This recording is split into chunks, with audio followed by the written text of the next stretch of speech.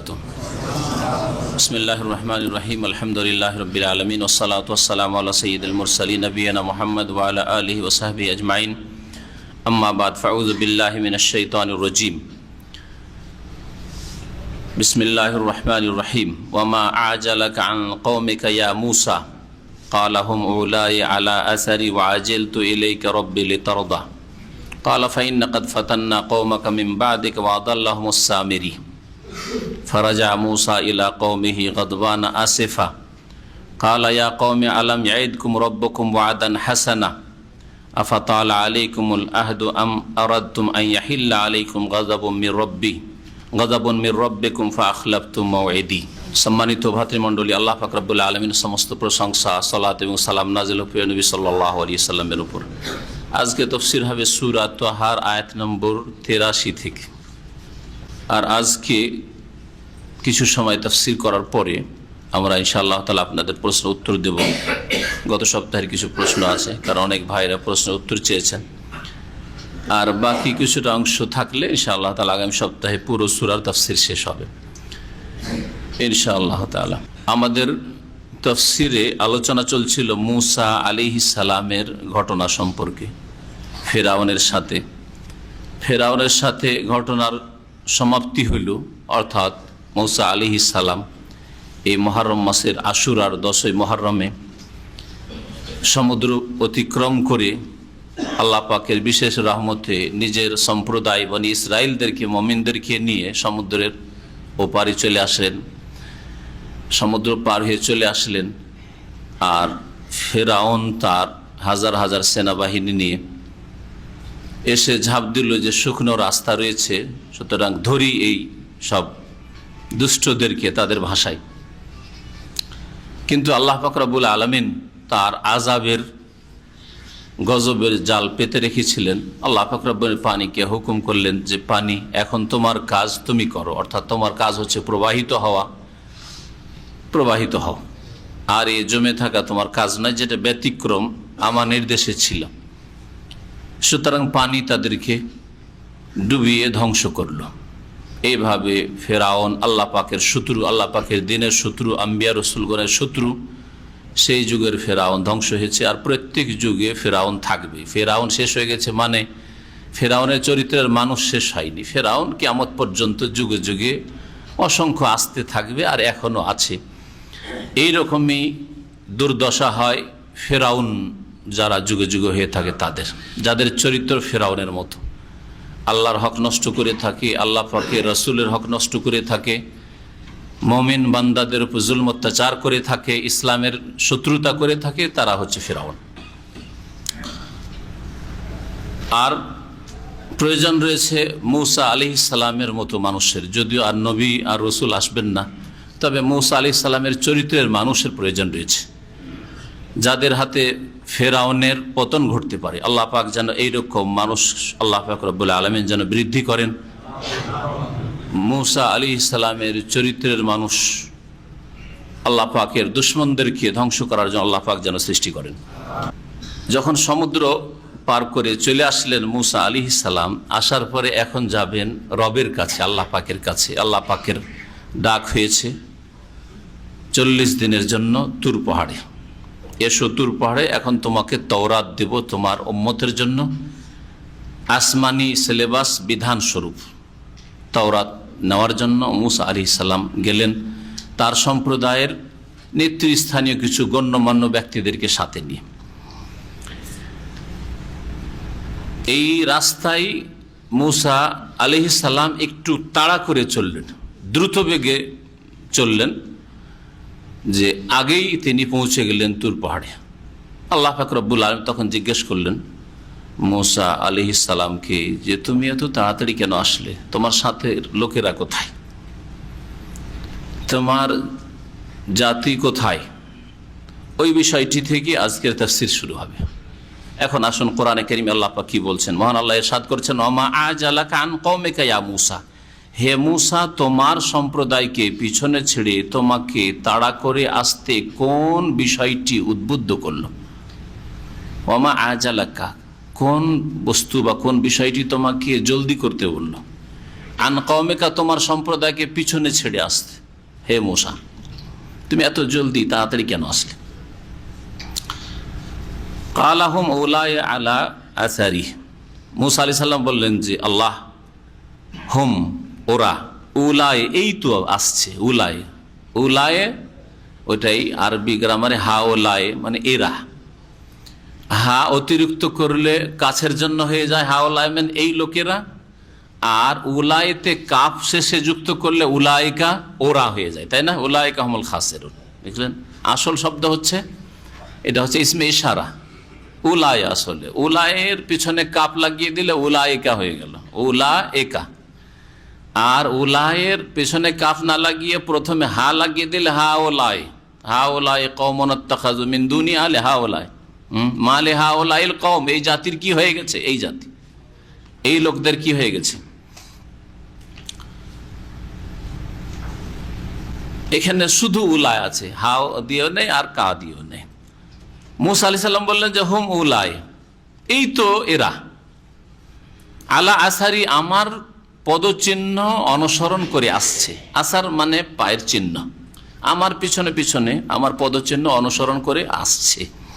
ওয়াজিল তো ইলাইকা রব্বি, হে আমার প্রতিপালক, আপনার উদ্দেশ্যে আমি তাড়া করেছি, জলদি এসেছি, লেতারদা, যাতে আপনি সন্তুষ্ট হয়ে যান, যাতে আপনি রাজি হয়ে যান। আপনার দিকে আমি জানে প্রাণে, মন জান সবকিছু দিয়ে দৌড় দিয়ে ঝাঁপিয়ে তাড়াতাড়ি করে এসেছি যে আল্লাহর সাথে তাড়াতাড়ি সাক্ষাৎ করব। সুবহানাল্লাহ, কি আকাঙ্ক্ষা, কি আকাঙ্ক্ষা। ওয়াজিল তো ইলাইকা রব্বি লিতারদা, আপনি আমিও আল্লাহর ক্ষেত্রে আপনি তাড়াতাড়ি করবেন, অর্থাৎ আল্লাহ পাকের ইবাদত বন্দেগীতে, আল্লাহ পাকের দিন পালনে আপনি জলদি করবেন, প্রতিযোগিতা করবেন। নামাজের আজান হয়ে গেছে অথবা আজান দিতে বিলম্ব করছে, তার মানে আজান হয় না আর বসেই আছে অফিসে, না, টাইম হয়ে যাচ্ছে, টাইম হওয়ার আগে উজু করে প্রস্তুত, আজানের আগে উজু করে প্রস্তুত, যাতে করে প্রথম কাতারে জায়গা পায়। কেন এই মন মানসিকতা আমাদের তৈরি হয় না? আল্লাহ পাক রব্বুল আলামিন ইরশাদ করছেন ওই সময়, যে সময় মূসা আলাইহিস সালাম তুর পাহাড়ে পৌঁছে গেছেন, তাই না? আল্লাহ পাকের সাথে কথা শুরু হয়েছে। ক্বালা ফাইন্না কাদ ফাতান্না কওমাকা মিন বাদিক ওয়াদাল্লাহুমুস সামিরি, হে মূসা শোনো, আল্লাহ পাক বললেন ফাইন্না কাদ ফাতান্না কওমাকা, তোমার সম্প্রদায় বনি ইসরায়েলকে তোমার আস্তে আস্তে আমি পরীক্ষায় ফেলে দিয়েছি, ফিতনায় লিপ্ত করে দিয়েছি। আর সবচেয়ে বড় ফিতনা হচ্ছে ঈমানের ফিতনা, ধর্মের ফিতনা। ক্বালা ফাইন্না কাদ ফাতান্না কওমাকা মিন বাদিক, আল্লাহ পাক বললেন যে হে মূসা, তোমার সম্প্রদায়কে, তোমার জাতিকে, মিন বাদিক মানে তোমার চলে আসার পরে, তুমি যে ওদেরকে রেখে চলে এসছো যে তোমরা থাকো আর আমি তওরাত নিয়ে আসছি। আর সময় কতদিন নির্ধারণ করেছেন আল্লাহ পাক রব্বুল আলামিন বলতে পারেন? 40 দিন।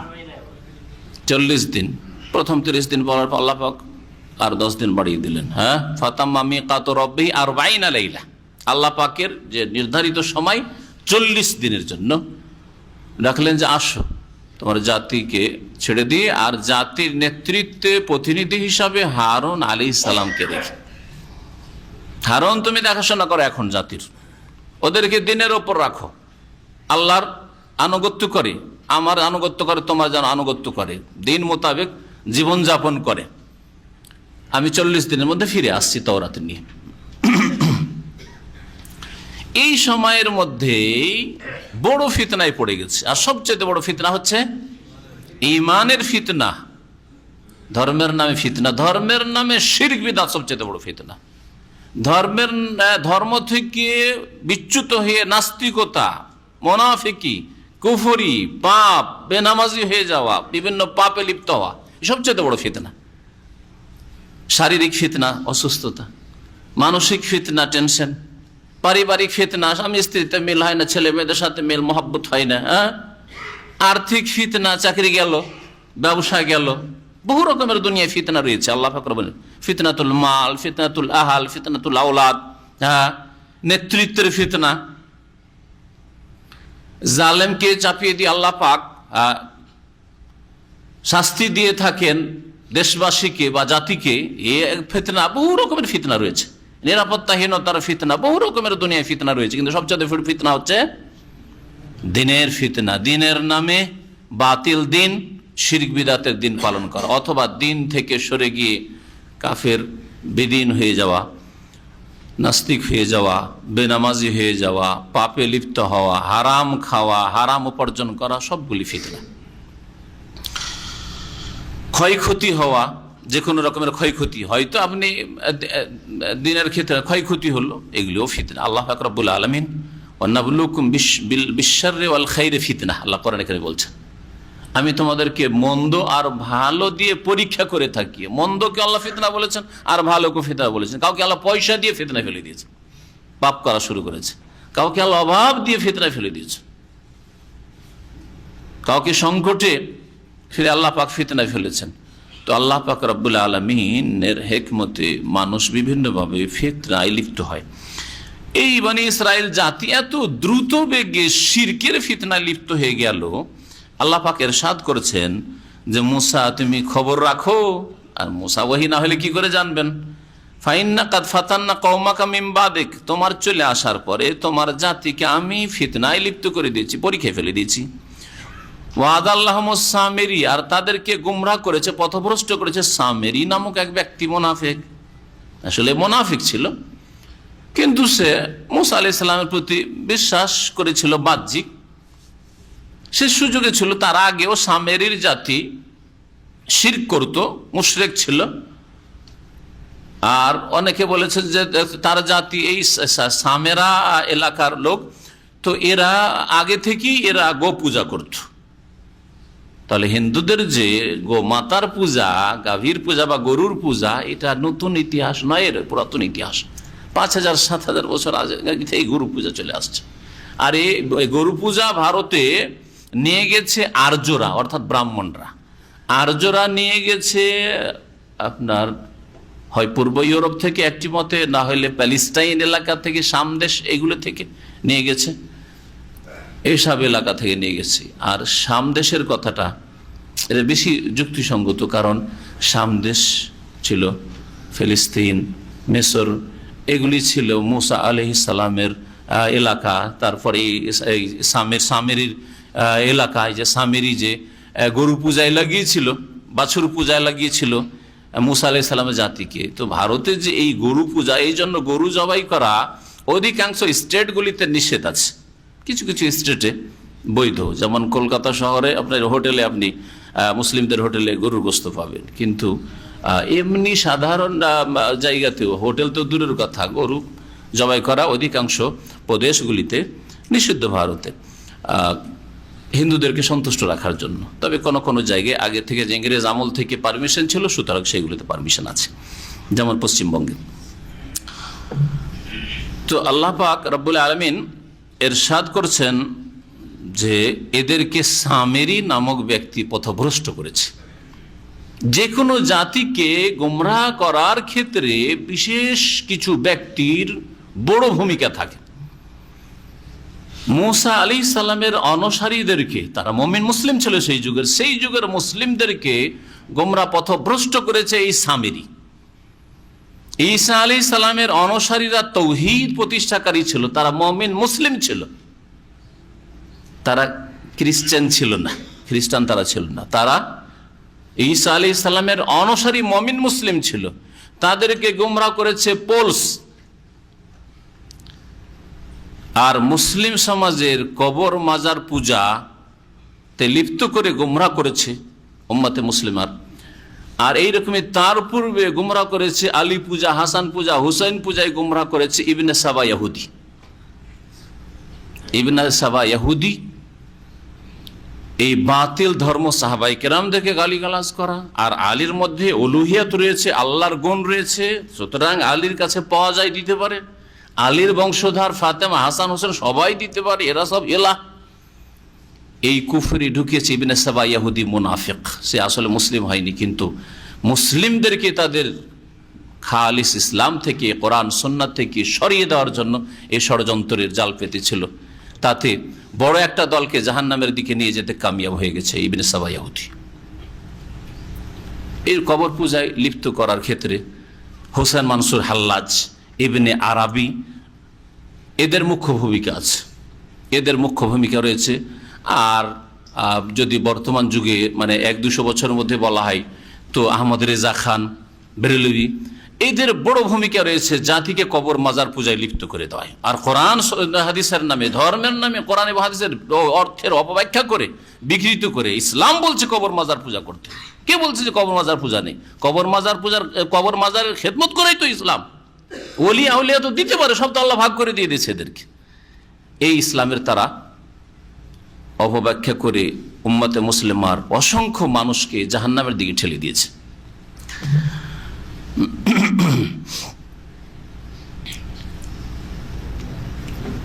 আজকে আমাদের দেশের অধিকাংশ আলেম সমাজকে যারা বিদাতের সাথে জড়িত, যারা কোরআন সুন্নাহ থেকে সরে গেছে, তাদের দেখবেন হোসেন মানসুর হাল্লাজ তাদের কাছে বড় বলি, অথচ দেশের বড় বড় বক্তা আর আল্লামা টাইটেল লাগিয়ে বসে আছে। অথচ এগুলি হচ্ছে আলামাতু শিরক ওয়াল কুফর।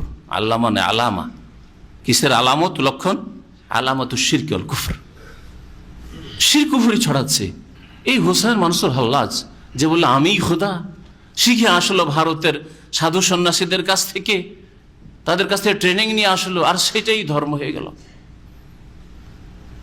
আর এটা শুধু বেরেলভিদের আকীদা নাই, বেরেলভিদের পাশাপাশি যারা নিজেদেরকে বলছে যে আমরা হচ্ছে ইমাম আবু হানিফার অনুসারী, তাদেরও এই অবস্থায়, তাদেরই অবস্থা। তাদের কাছে বড় ওলি হোসেন মানসুর হাল্লাজ। এই জন্য ইমাম ইবনে তাইমিয়া রহমতুল্লাহ আলাইহি বলেছেন, যেই ব্যক্তি হোসেন মানসুর হাল্লাজকে বলবে আল্লাহর ওলি, সে দুইয়ের এক, সে দুইয়ের এক। হয় সে ইম্মা জাহেলুন, মূর্খ, কিছুই জানে না, আসলে দিন ইসলামও জানেন না, আর তৌহিদ কি, শিরিক কি, সুন্নাত কি, বিদাত কি জাহেল জানে না বেচারা। জাহেলের উপর রহম করা, দয়া করা উচিত। এটা মূর্খ মানুষ বেচারা জানে না। নবী সাল্লাল্লাহু আলাইহি ওয়াসাল্লামের জামানে এসে দাঁড়িয়ে পেশাব করা শুরু করেছে মসজিদে, সাহাবীরা তো মারধর করতে উঠেছিল, তাই না? নবী কি বললেন সাল্লাল্লাহু আলাইহি ওয়াসাল্লাম? না না না, ছেড়ে দাও, পেশাবটা করতে দাও। জাহেল হয় সে জাহেল, সে যেন হোসেন মানসুর হাল্লাজকে বলে আল্লাহর ওলি। আনাল হক এই কুফরির দাবি করে সে ফেরাউন হয়েও সে আল্লাহর ওলি হয়ে গেল। মানে ফেরাউনও বলেছিল আনা রব্বুকুম আল্লাহ, আমি রব, আর বলেছে আনাল হক। রবটাও আল্লাহর একটা নাম 99, আর হকটাও আল্লাহ পাকের 99 নামের এক নাম, তাই না? পার্থক্য কোথায়? কিন্তু যেই ব্যক্তি বলল যে না হোসেন মানসুর হাল্লাজ হচ্ছে আল্লাহর ওলি, সেই ব্যক্তি হয় জাহেল, ওর উপর দয়া করা উচিত, ওকে হেদায়েত করেন, কোরআন হাদিসের কথা পৌঁছান, হতে পারে আল্লাহ পাক তাকে এই জাহান্নামের রাস্তা থেকে হেদায়েত দিতে পারে। আর না হইলে মিসলাহু, আর না হলে হেল্লাজি, সে হেল্লাজের মতো। যদি জেনে শুনে এই কথা বলে তাহলে সে হেল্লাজি, তার মতোই সে হেল্লাজ। ফেরাউন, সেও ফেরাউন বা ফেরাউনের অনুসারী, দুইয়ের এক অবশ্য, এতে কোনো সন্দেহ নেই।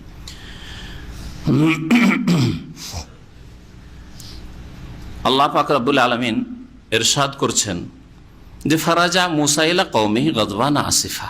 মুসা আলাইহিস সালামকে যখন এই খবর দেওয়া হলো, যার খবর রাখো তোমার জাতি কি করেছে, যাও বাছুর পূজা শুরু করে দিয়েছে, তোমার আস্তে আস্তে। আর মুসা আলাইহিস সালামের তো বরদাস্ত হয় না। হাই কি হলো? নিজের জন্য রাগ নয়, নিজের জন্য ক্রোধ নয়, হ্যাঁ আক্ষেপ নয়, আল্লাহর দিনের জন্য। কি করলো আল্লাহর দিনকে? এত দ্রুত আল্লাহর দিন থেকে সরে গিয়ে শিরক কুফরি শুরু করলো। সুবহানাল্লাহ। ফিরলেন ওখান থেকে, ফারাজা মুসা ইলা কওমিহি গযবানা আসিফা। আল্লাহ পাক বলছেন যে মুসা আলাইহিস সালাম ফিরে আসলেন নিজ সম্প্রদায়ের কাছে, গযবানা, ক্রোধ অবস্থায়, আসিফা, ক্ষুব্ধ হয়ে। এটা একটা তাফসীর তর্জমা করলাম। তাহলে গযবান মানে রাগান্বিত হওয়া, হ্যাঁ, আর আসিফ ক্ষুব্ধ হওয়া, একদল বলছেন। আর আসিফ বা আসাফ এর আরবিতে শাব্দিক অর্থ হয় দুঃখিত হওয়া। এই জন্য আজকাল একটা টার্ম আছে, হ্যাঁ টার্ম আছে মানুষের সাথে কথা বলার আদবে, সরি, তাই না? ইংরেজিতে কি সরি? ছোট ছোট বাচ্চাকে আজকাল বাঙালি উর্দু ভাষী সরি শিখাচ্ছে, বুঝতে পারছেন না? হ্যাঁ ইংরেজ হবে, সে বলছে যে ওই ইংরেজি বললে মনে হয় বেশি উন্নতি হয়ে যাবে। আর দুঃখিত বললেন না, না তো বাঙালি থেকে গেলাম। এইগুলোতে বাঙালি থাকতে চায় না। আবার লেবাস পোশাকে না, ওর বিবিকেও শাড়ি পরেই তো হবে, পেট পিট খুলে, না হলে বাঙালি থাকবে না। তো বোরকা বলে বাঙালি থাকবে না। বুঝতে পেরেছেন? কেমন চরিত্রের মানুষ। আরে বাবা, তুমি বাঙালি থাকতে চাও না তো সবকিছু বাঙালির খোল থেকে বের হও। হ্যাঁ, মন্দটা শুধু নেবে, যে কোনো জাতির মন্দটা নেবে, ভালোটা নেবে না। সুবহানাল্লাহ। যারা জাহান্নামের পথে, তাদের বদস্বভাব হচ্ছে প্রত্যেক জাতি থেকে মন্দটা, খারাপটা নেবে, ভালোটা নেবে না। অথচ প্রত্যেক জ্ঞানী মানুষের বিবেক বলে যে না, প্রত্যেক জাতির মধ্যে কিছু ভালো ভালো গুণ আছে, ভালোটা বেছে বেছে নাও। আরবদের মধ্যে যেটা ভালো পাচ্ছেন নেন, বাঙালিদের মধ্যে যেটা ভালো পাচ্ছেন নেন, উর্দু ভাষার মধ্যে যেটা ভালো পাচ্ছেন নেন, আর শ্রীলঙ্কা, ফিলিপাইন, ইন্ডোনেশিয়াতে যেটা ভালো পাচ্ছেন ওইটা নেন। ভালো ভালো নিতে নিতে দেখবেন আপনি পুরোপুরি ভালো হয়ে গেছে, তাই না? এটাই হওয়া উচিত ছিল।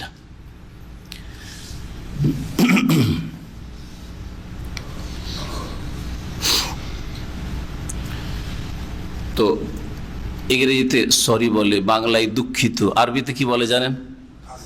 আসিফ।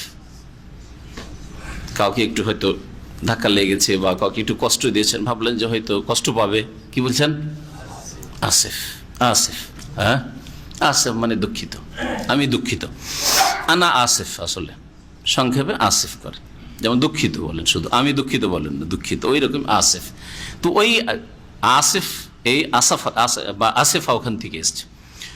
তাহলে কি তর্জমা হবে? দুঃখিত তর্জমা করতে পারেন। মুসা আলাইহিস সালাম নিজের জাতির কাছে ফিরে আসলেন গাদবানা, রাগান্বিত হয়ে, আর আসিফা দুঃখ ভরা মন নিয়ে। সুবহানাল্লাহ, দুঃখের শেষ নাই, কি হইল আমার জাতি, দুঃখ ভরা মন নিয়ে রাগান্বিত হয়ে ফিরে আসলেন। কাল আর এসে বলতে লাগলেন, ইয়া কওমে, হে আমার জাতি, আলাম ইয়াইদকুম রব্বুকুম ওয়াদান হাসানা, তোমাদের প্রতিপালক আল্লাহ কি তোমাদের সাথে উত্তম প্রতিশ্রুতি করেননি? তোমাদের সাথে ভালো ওয়াদা আল্লাহ পাক করেননি? কিসের ওয়াদা তাহলে এটা? এটা একাধিক বিষয়ের ক্ষেত্রে হইতে পারে, কথা অস্পষ্ট। আল্লাহ পাক ভালো ওয়াদা তোমাদের সাথে করেছেন। প্রথম হচ্ছে আল্লাহ পাক তোমাদের সাথে, তোমরা যদি তোমাদের দিনের উপর অটল থাকতে, যেইভাবে তোমাদের রেখে গেছি ওই দিনের উপর, তাহলে আল্লাহ পাক তোমাদের সাথে ওয়াদান হাসানা, উত্তম প্রতিশ্রুতি করেছেন, ওয়াদা করেছেন। আল্লাহ পাকের তোমাদের সাথে চুক্তি হচ্ছে, ওয়াদা হচ্ছে কি, যে তোমাদেরকে জান্নাত দেবেন। আল্লাহ কি উত্তম ওয়াদা করেননি? না, জান্নাত আর অন্য কোথাও আছে যে তোমরা ধর্ম পাল্টিয়ে দিলে, বদলে দিলে, আল্লাহর ইবাদত থেকে বাছুরের পূজা শুরু করে দিলে? তাহলে জান্নাতের ওয়াদা, ওয়াদান হাসানা মানে জান্নাতের ওয়াদা হইতে পারে। ওয়াদান হাসানা তাফসীর কারগর বলছে এটাও হইতে পারে আল্লাহ পাক কি তোমাদেরকে বিজয়ের ওয়াদা করেননি, যে দেখো ফেরাউনকে ধ্বংস করব, তোমাদেরকে বিজয় দান করব, বিজয়ী করব। আল্লাহ ওয়াদা করেননি, উত্তম ওয়াদা করেননি? আল্লাহ পাক আরো আগামীতে বহু ওয়াদা তোমাদের সাথে রেখেছেন, আল্লাহ পাক সব দেবেন তোমাদেরকে। উত্তম ওয়াদা কি আল্লাহ করেননি? আর তৃতীয় বক্তব্য হচ্ছে এই ওয়াদান হাসানা সম্পর্কে বা আয়াতের তাফসীরে, যে আল্লাহ পাক কি তোমাদের সাথে উত্তম ওয়াদা করেননি যে তোমাদের নবী তুর পাহাড়ে আসুক, তোমাদেরকে তাওরাত দেব, তোমাদের জীবন বিধান স্বরূপ তাওরাত দেব তোমাদেরকে, উত্তম ওয়াদা করেননি? তোমাদের তাওরাত নিয়ে আসতে গেছি আর তোমরা এখানে গরু পূজা শুরু করে দিয়েছো। আফাতাল আলাইকুমুল আহদ, নাকি তোমাদের জন্য তোমাদের এই সময় দীর্ঘ হয়ে গেছে? আল আহাদ মানে সময়, মেয়াদ। এই যে সময় 40 দিনের সময় দিয়ে গেছি, আর কয়েকদিনের মধ্যে তোমরা এই গরুর পূজা শুরু করে দিয়েছো, তাহলে কি সময়টা কি দীর্ঘ হয়ে গেছে, যে ভুলেই গেছো তাওহীদের কথা, ভুলেই গেছো নবীর আদর্শ, এরকম হয়ে গেছে? কয়েক জাতি পার হলে, ধরেন এক জাতিকে শিখালেন, তারপরে আর ওদের ছেলেরা আসলো, তারা খানিকটা রাস্তা থেকে চ্যুত হলো, পথভ্রষ্ট হলো, তারপরে তাদের নাতি এরা তারা পথভ্রষ্ট। এইভাবে 100 বছর লাগে যেতে একটা জাতি গুমরাহ হইতে, আর হঠাৎ করে একেবারে রাতারাতি তোমার পাল্টে মুসলিম থেকে মুশরিক, মুমিন থেকে কাফের।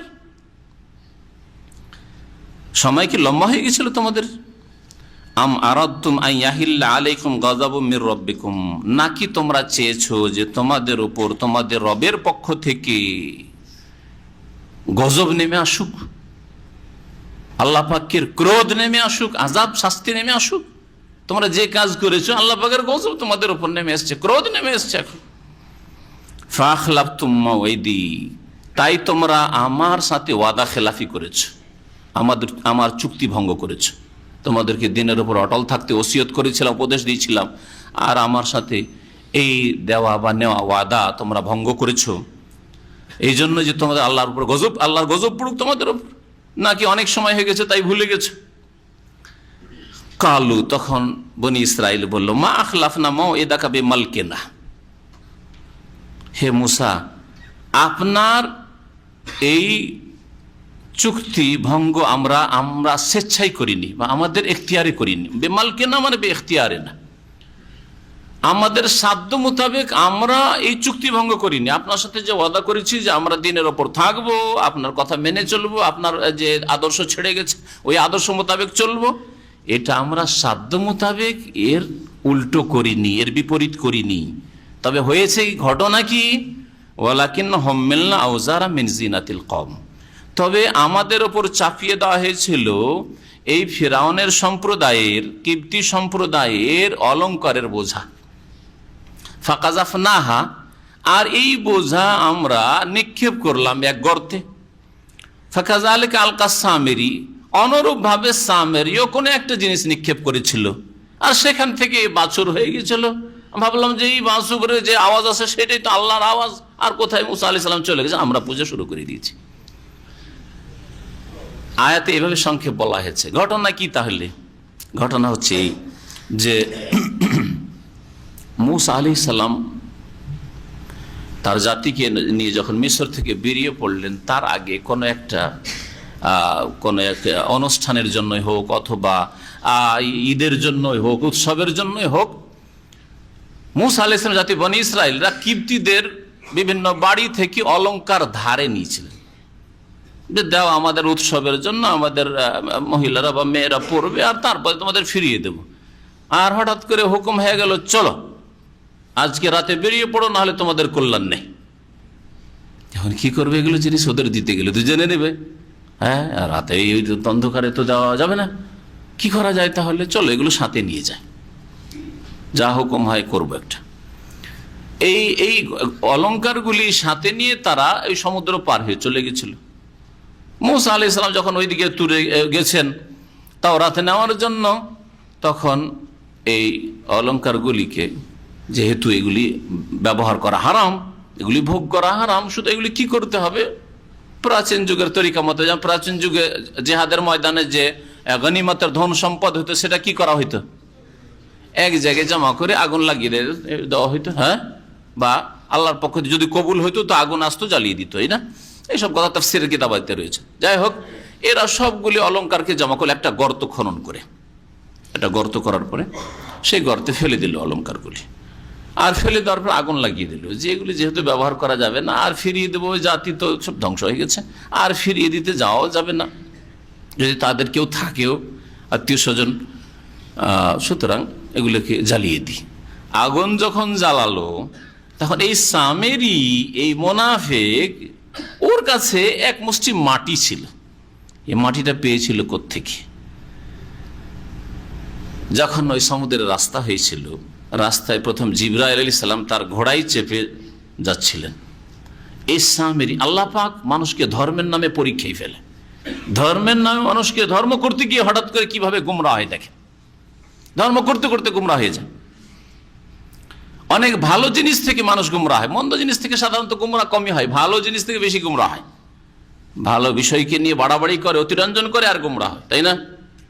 কেউ চোর ডাকাতের মাজার বানিয়েছে, চোর ডাকাতের পূজা করি, হ্যাঁ, ওলিয়া উলিয়ার মাজার বানিয়ে পূজা হচ্ছে, তাই না? জি।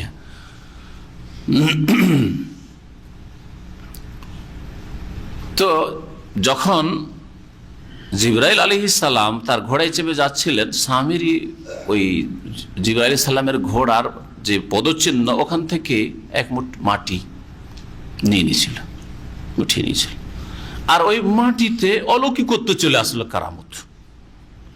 তাফসীরকারগণ বলছেন ওই মাটিটা সে সুরক্ষিত রেখেছিল, যে জিবরাইল আলাইহিস সালাম আল্লাহর ফেরেশতা, রাইসুল মালায়েকা, তার ঘোড়ার পদচিহ্ন থেকে আমি মাটিটা ধরেছি, বরকতের মাটি। এখন তাবাররুক করা যাক, তাবাররুকের নামে মুসলিম উম্মতের অধিকাংশ শিরক আর বিদআতকারীরা গুমরাহ হয়েছে। যেখানে বরকত আছে, এই গাছটা খুব বরকতের গাছ, কারণ এই গাছের তলায় প্রথম দেওবন্দ মাদ্রাসা কায়েম হয়েছে। শুধু আজ পর্যন্ত দেওবন্দের ছাত্র আমাকে টেলিফোন করে বলছে, এই 2-3 মাস আগে, আর আগে থেকেই জানি, আগে থেকেও জানি এই ঘটনা, আর সেখান থেকে সরাসরি টেলিফোন করে বলছে যে এখন ওই গাছ চলে গেছে, কাসেম নানুতুবি সাহেবের যুগের গাছ নাই, কিন্তু ওই জায়গাতে এখন আদবের সাথে বসে, আর ভিড় সবচেয়ে বেশি ভিড়ভাড় করে ছাত্ররা পড়াশোনার জন্য বসে। এই জায়গায় যদি, যেখানে এই মাদ্রাসা শুরু হয়েছে, আর নবীর ইশারা নাকি মাদ্রাসা শুরু হয়েছে, স্বপ্নে নবী লাঠি দিয়ে দাগ দিয়ে দিয়েছে যে এখানে মাদ্রাসাটা করতে হবে ভারতে। এগুলি কিসসা তারা বয়ান করে থাকে। নবী করিম সাল্লাল্লাহু আলাইহি ওয়াসাল্লাম আরব দেশের কোন মসজিদ, কোন ইসলামিক ইউনিভার্সিটি, মদিনা ইউনিভার্সিটি, না আল ইমাম ইউনিভার্সিটি, ইসলামিক ইউনিভার্সিটি, না কোনটারই নকশা না স্বপ্নে বাতাইলেন, না জাগ্রত অবস্থায় বাতাইলেন, হ্যাঁ, না কেউ স্বপ্ন দেখলো। কিন্তু দেওবন্দের কিন্তু ওই স্বপ্নের ভিত্তিতে মাদ্রাসা কায়েম হয়েছে, লাঠি দিয়ে নবী সাল্লাল্লাহু আলাইহি ওয়াসাল্লাম দাগ দিয়ে দিয়েছে। সকালে উঠে দাগ দেখছে মুরব্বীরা, বুজুর্গানের দিন, তারপরে মাদ্রাসা কায়েম হয়েছে। ওই রকমই তাবলীগী জামাত যে মেওয়াত থেকে শুরু হলো, নবী সাল্লাল্লাহু আলাইহি ওয়াসাল্লাম, ইলিয়াস সাহেব তখন এতে ছিলেন, মদিনায় ছিলেন, স্বপ্নে দেখাইলেন যে তুমি এখানে কি করছো বসে বসে মদিনায়, এই মদিনায় তসবিহ জবিল হবে না, যাও ওই ভারতের মেওয়াত, হরিয়ানার একটা ছোট গ্রাম, লোক গুমরা হয়ে যাচ্ছে, যাও ওই মেওয়াতে যাও, ওইখানে গিয়ে চিল্লা শুরু করা। হ্যাঁ, সব স্বপ্নের মাধ্যমে, এগুলি স্বপ্নের ধর্ম সব, কিন্তু স্বপ্ন দিয়ে শুরু হয়েছে। কি জি, ওই গাছের তলায় এত ভিড় করে পড়াশোনা হয় কি বিশ্বাস নিয়ে? বরকতময় জায়গা, আর এই জায়গায় পড়াশোনা করলে যতই জটিল মাসলা হোক, ফিকহ হোক, তাফসীর হোক, হাদিস হোক, যতই জটিল বিষয় হোক, সব একেবারে হালুয়া হয়ে যাবে। আর পড়ে নিলে আর ভুলবেন না আপনি। এইসব ইতিকাদ নিয়ে করা হয় এখন পর্যন্ত। কারো যদি সন্দেহ লাগে সরাসরি আমাকে টেলিফোনে, ওখানকার ছাত্র ভাই বলেছে, বাংলাদেশের ছাত্র, সে ভারতে পড়াশোনা করে দেবন্দি বলেছে, যদি আপনাদের অফিস, তার আগে আমার সাথী বন্ধু বা অনেকেই তারা গিয়েছে, তাদের মুখেও শুনেছি, যদি আপনাদের সন্দেহ হয় তো সরাসরি গিয়ে একটু দেখবেন যে ভাই ওই গাছের জায়গাটা দেখতে চাই, যেখান থেকে মাদ্রাসা শুরু হয়েছে। এ তো বরকতের নামে শিরক বিদআত শুরু হয় নবী করিম সাল্লাল্লাহু আলাইহি ওয়াসাল্লামের জামানায়। হ্যাঁ, যেখানে নবী সাল্লাল্লাহু আলাইহি ওয়াসাল্লাম বসেছিলেন একটা গাছের তলায়, ওই গাছের তাজিম একটু দেখতে পেলেন ওমর রাদিয়াল্লাহু তাআলা আনহু, তখন গাছটাকে কেটে ফেলে দিলেন। এই গাছ রাখবোই না, এই চিহ্ন রাখলেই কখন শিরক শুরু হবে যে নবী এখানে বসেছেন, এই জায়গাটা বরকতময়, সুতরাং আমরাও বসব।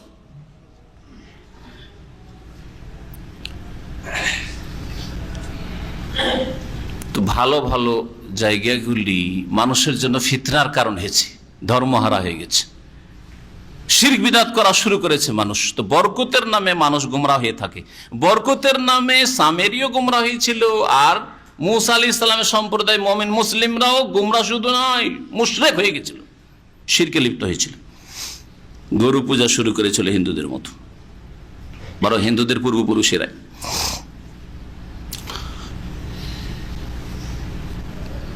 কি বলছিলাম, ওই মাটিটা যে আগুন জ্বলছে অলঙ্কারে, ওতে ফেলে দিল সামেরি, আর ফেলে দেওয়ার পরে একটা বাছুরের প্রতিকৃতি তৈরি করল। হ্যাঁ, তৈরি করার পরে তাতে একটা আওয়াজ আসতে লাগলো, আওয়াজটা যেন মনে হচ্ছে লাহু খুয়ার, হ্যাঁ, যেমন বলদের গরুর আওয়াজে হাম্বা হাম্বা আওয়াজ, হাম্বা বলেন না ওরা, হাম্বা হাম্বা আওয়াজ আসা শুরু হইলো। এটা কিভাবে হইল? এতে দুটি মত তাফসীরকারদের রয়েছে। একটা মত হচ্ছে যে তাতে একটা কেরামত চলে আসলো, ওই যে মাটি, জিবরাইল আলাইহিস সালামের ঘোড়ার পায়ের তলার মাটির বরকতে কি চলে আসলো, তাতে কেরামত, অলৌকিকত্ব চলে আসলো, একটা মত। আর একটা মত হচ্ছে যে না, তাতে যেহেতু ছিদ্র ছিল, মুখের দিক থেকে একটা ছিদ্র, পাশার দিক থেকে ছিদ্র, ছিদ্র দিয়ে যদি সংকীর্ণ ছিদ্র দিয়ে ভিতরে কোনো বাতাস যায়, আর বাতাসটা আরেক দিক দিয়ে বের হইতে একটা আওয়াজ হবে, সমস্যা একটা কিছু কোনো আওয়াজ হবে। আর যে কোনো একটা ধ্বনি কোথাও যদি আওয়াজ হয়, পাখির আওয়াজ, আপনি যদি বলেন যে পাখিটা এইরকম বলছে, আপনি যেমন উচ্চারণ করবে তেমন মনে হবে, কিন্তু জানেন না, হ্যাঁ, একটা পাখি একরকমই আওয়াজ করছে, বটের গাছে বসে। আবু তাহের বর্ধমানী সাহেব লিখেছেন, যে যেমন মানুষ তেমন সে চিন্তা করে। সুতরাং একজন ডাক্তার গাছের তলায় বসে আছে, বলছে, কি বলছে জানো, এ পাখি কথা বলছে, যে কোন পাখি কথা বলে, তার টিয়া পাখি কথা বলে, হ্যাঁ, বা আরো কাকাতুয়া কথা বলে ইত্যাদি। তো কথা বলছে, কি বলছে জানো? তো বলছে, এ বলছে আপনার বাড়িতে টিয়া ধরলে বাচ্চারা এরকম বলে, আব্বু এই বলছে, টিয়াতে এই বলছে, পাখিতে এই বলছে, বলবে কিন্তু পাখি পাখির ভাষা বলছে, কিন্তু ও ছেলে বলছে না এই কথাটা বলছে। তো ওই ডাক্তার বলছে যে বলছে সিবাজাল ট্যাবলেট, সিবাজাল ট্যাবলেট, সিবাজাল ট্যাবলেট বলছে। আর এক হিন্দু ঋষি ছিল, হিন্দু সাধু ছিল, বলছে না না আপনি জানেন না, আমি জানি, কারণ আমি ধর্মগুরু, আমি জানি। কি বলছে? বলছে রাম লক্ষণ দশরথ, রাম লক্ষণ দশরথ বলছে। বুঝছেন, এটা বলছে। আর একজন মৌলবী হুজুর ছিল, মোল্লা, বলছে তোমরা জানো না, আমি জানি, কোরআন হাদিস আমি জানি, ইসলাম আমি জানি। কি বলছে তাহলে? পাখিতে বলছে এজাজ সামাউন ফাতারাত, এজাজ সামাউন ফাতারাত। বুঝতে পেরেছেন? তো এইটাও হইতে পারে এইভাবে গোমরা হয়েছে। আওয়াজ যখন বাতাসটা ঢুকছে আর বেরোচ্ছে, তাতে একটা আওয়াজ বেরোচ্ছে, আর এই আওয়াজ হচ্ছে মানে কথা বলছে, তো এইরকম ধরনের আওয়াজ হচ্ছে, বলছে যে আমি এলাহ, আমি এলাহ, আমি আল্লাহ, আমি আল্লাহ, মুসা ভুলে গেছে, এইরকম আওয়াজ আসছে। এসব কল্পনা করলো। কল্পনার জগতে মানুষ যখন ভ্রমে পড়ে যায়, যে কোনো কল্পনা করতে পারে। অন্ধকারে রাস্তায়, রাতের অন্ধকারে হেঁটেছেন, যদি ভিতরে একটু ভয় ঢুকে যায়, তো মনে হবে ওই দিক থেকে কিছু আসছে, আমাকে তাড়া করে আসছে, কি এটা সাপ আসছে না বিচ্ছু আসছে, কি ডাকাত আসছে, এরকম মনে হবে, হয় না? কারণ ভ্রমে মানুষ পড়ে গেলে বড় ফিতনায় পড়ে যায় তখন। জি, তো এরা ওই রকমই শিরক কুফরিতে লিপ্ত হয়েছিল এইভাবে। তো সেটা কেরামত হইতে পারে, অলৌকিকত্ব হইতে পারে, বাস্তবে আসলে আওয়াজ আসছিল তাতে, আর না হলে বাতাস ঢুকার বের হওয়ার কারণে এইরকম আওয়াজ হচ্ছিল। আল্লাহু আলাম। আল্লাহ পাক রব্বুল আলামিন ইরশাদ করেছেন। এখন তাহলে আয়াতটা বুঝেন, কি সামেরি এই কাজ করেছে। কে বলল? মুসা আলাইহিস সালাম জাতিরা বলল, মা আখলাফনা মাউইদাকা বিমালকিনা, আপনার সাথে যে আমাদের প্রতিশ্রুতি ছিল যে দিনের উপর, ধর্মের উপর থাকবো আমরা, সেটা সাধ্য মোতাবেক আমরা ওর বিপরীত করিনি, ওর উল্টো করিনি। ওয়ালাকিন্না হুম্মিলনা আউজারা মিন জিনাতিল কওম, এই কিপ্তি সম্প্রদায়ের অলংকারের বোঝা আমাদের কাঁধে চাপিয়ে দেওয়া হয়েছিল। এই বোঝা নিয়ে যাবো কোথায়? অপরের অলংকার, এগুলির জবাব কে দেব? কি করব? তাহলে যা এগুলোকে একটা গর্তে ফেলে দিয়ে আগুন লাগিয়ে দিই, তাই করেছিলাম। ফাকাজাফনাহা, সেগুলোকে গর্তে নিক্ষেপ করেছিলাম। ফাকাযালিকা আলকাস সামিরি, ওই সময় গর্তে যখন অলংকারগুলি জ্বলছে, একবারে গলিত হতে যাচ্ছে, সেই সময় সামেরিও কোন একটা জিনিস নিক্ষেপ করেছিল। সেটা ছিল আগের আয়াতে আসছে, যেটা বললাম একটু আগে। এইরকম করাই হলো কি, ফাখরাজা লাহুম ইজলান জাসাদাল্লাহু খুওয়ার। তারপরে মুসা আলাইহিস সালামের জাতি মুসা আলাইহিস সালামকে বলছে, এবার ইসরায়েলরা, যে এই সামেরি কি করলো, এই নিক্ষেপ করে দিয়ে ওদের জন্য, মানে তাদের জন্য কি করলো, একটা বাছুর সৃষ্টি করে দিল, বাছুর তৈরি করে দিল। আখরাজা, বের করলো তাদের জন্য, এই জিল্লান, একটা গোবৎস, লাহু খুওয়ার, এমন গোবৎস বের করে নিয়ে আসলো ওই গর্ত থেকে, তৈরি করে ওই গলিত অলংকার আর ওই যে মাটিটা তাতে গেছে তা দিয়ে, যে লাহু খুওয়ার, তার হাম্বা হাম্বা যেন রব করছে। খোয়ার, আরবি ভাষায় খোয়ার বলা হয় গরু বাছুরের আওয়াজকে। ফাকালু, তখন লোকেরা আপোষে বলা বলি শুরু করলো, হাজা ইলাহুকুম ওয়া ইলাহু মুসা ফানাসি, এটাই হচ্ছে তোমাদের এলাহ, উপাস্য আল্লাহ, ওয়া ইলাহু মুসা, আর এই হচ্ছে এই যে গোবৎসের মতো দেখছো না, এটাই হচ্ছে মুসারও এলাহ। আসলে আল্লাহ এই গরুর রূপে এসছে। হ্যাঁ, হলুল করা, এই হলুলের আকীদা যে হেল্লাজ শিখিয়েছিল, এই হলুলের আকীদা, আল্লাহ কোথায় হলুল করেছে? আল্লাহর অবতরণ ঘটেছে এই গোবৎসে, অবতরণ করেছে, এটাই আল্লাহ। ফানাসি, কিন্তু মুসা ভুলে গেছে। মুসা ভুলে এইখানে আছে, আল্লাহর চলে গেছে কোথায়? তুর পাহাড়ে তলাশ করতে আল্লাহকে। মুসারি ভুল ধরে বসল। আল্লাহ পাক রব্বুল আলামিন ইরশাদ করেছেন, আফালা ইয়ারাউন, মূর্খরা কি একটু চিন্তা করেও দেখছে না? দেখা দেখা যেমন চোখ দিয়ে হয়, দৃষ্টি দিয়ে, তেমন অন্তর্দৃষ্টি দিয়ে হয়। কোরআনে কারীমের ভাষায় অধিকাংশ ক্ষেত্রে এইরকম জায়গায় চোখে দেখা নাই, অন্তর দিয়ে দেখার কথা বলা হয়েছে। আলাম তারা কাইফা ফাআলা রাব্বুকা বিআসহাবিল ফিল, নবী সাল্লাল্লাহু আলাইহি ওয়াসাল্লামের জন্মের বছর তো হস্তি বাহিনীর ঘটনা ঘটেছে, তিনি কি করে চোখে দেখবে? চোখে তো দেখেন নাই, অন্তর্দৃষ্টি দিয়ে দেখো না যে আবরাহার কি ঘটনা ঘটলো, হস্তি বাহিনী কিভাবে ধ্বংস করলাম, কি নিয়ত নিয়ে এসেছিল যে কাবাকে ভাঙবো আর তাকে চূর্ণ বিচূর্ণ করে দিলাম। আলাম তারা, অন্তর্দৃষ্টি দিয়ে দেখো নাকি। এখানেও বলে আফালা ইয়ারাউন, না এরা কি চিন্তা করে একটুও দেখলো না বা দেখে না? আল্লাহ ইয়ারজি ইলাইহিম কাওলা, এটা যদি এলাই হবে এই বাছুরটা, তাহলে তাদের কথার উত্তর কেন দিচ্ছে না? ঠিক আছে, আওয়াজ করছে তো তোমরা বলো যে কেমন আছেন আল্লাহ। হ্যাঁ, জবাব দিক তো দেখি। হ্যাঁ, দেবদেবীর সামনে, মূর্তির সামনে আর মাজারে গিয়ে বলেন তো দেখি শাহজালাল বাবা কেমন আছেন, বলেন দেখি। আরে সব অলিয়া হলে তো মরে না, বেঁচে আছে তো কেমন আছেন, ভালো আছেন? আপনাকে খুব ভালোবাসি, আমাদেরকে আপনি কি মনে করেন না, আপনার পথে আছি না নেই একটু জিজ্ঞেস করেন। জবাব আসছে মাজার থেকে, ওখানে জবাব এসছে নাকি? হ্যাঁ, তারপরেও মিথ্যা গড়েছে এরা। নবী সাল্লাল্লাহু আলাইহি ওয়াসাল্লামের কবরের কাছে গিয়ে ফাজাইল আমল আছে, নবী সাল্লাল্লাহু আলাইহি ওয়াসাল্লামের কবরের কাছে গিয়ে যেমনই মহব্বতের সাথে দুরুদ পড়লো, তেমনি হাত মুসাফার জন্য বেরিয়ে চলে আসলো, আমাদের রেফায়ের জন্য আর আব্দুল কাদের জিলানীর জন্য। আউযু বিল্লাহ। কথা বুঝতে পেরেছেন? এই শিক্ষা ফাজাইল আমলে তবলিগের হিসাবে আছে। এই জন্য নিষেধ করি এই ইলিয়াসি তবলিগ করতে, কোরআন এবং হাদিসে তবলিগ করতে বলি। কারোর সাথে শত্রুতা আমাদের নেই, আল্লাহর দিনের জন্য কোরআন এবং হাদিসের কথা বলার চেষ্টা করি।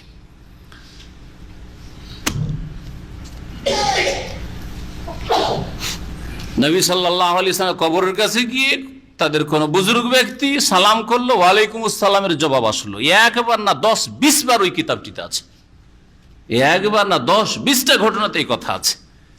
আজকে একটু দেখান, তখনও যখন হতো, এখনো তো আপনাদের ওলিরা আছে যে নবীর কবর থেকে ওয়ালাইকুম আসসালামের জবাব আসলো আর শুনতে পেল, আশেপাশের লোকেরা আমাদেরকে নিয়ে গিয়ে একবার দেখাই দেন।